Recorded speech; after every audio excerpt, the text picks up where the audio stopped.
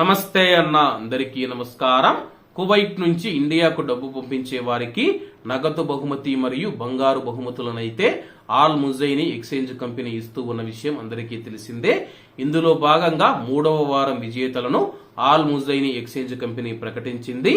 అలాగే 3వ వారంలో 8 గ్రాముల గోల్డ్ కాయిన్ గెలుచుకున్న భారతీయ వ్యక్తి షేక్ రఫీ అని చెప్పేసి సబాహియా బ్రాంచ్ ద్వారా ఇతను డబ్బులు పంపించడం ద్వారా 8 గ్రాముల బంగారు నాణాన్ని గెలుచుకున్నాడు.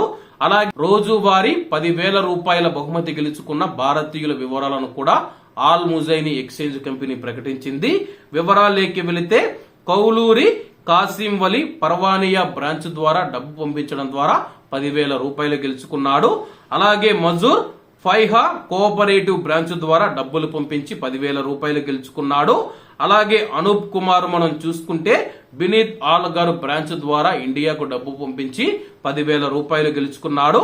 అలాగే ఓంకార్ లాల్ రతాను మనం చూసుకుంటే ఆన్లైన్ ద్వారా డబ్బులు పంపించడం ద్వారా 10,000 రూపాయలు గెలుచుకున్నాడు.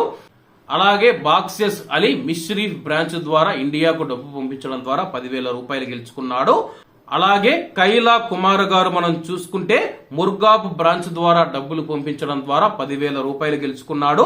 వినోద్ కుమార్ మనం చూసుకుంటే ఆల్ దాహిర్ బ్రాంచ్ ద్వారా ఇండియాకు డబ్బు పంపించడం ద్వారా 10,000 రూపాయలు గెలుచుకున్నాడని చెప్పేసి ఆ యొక్క సంస్థ ప్రకటించింది.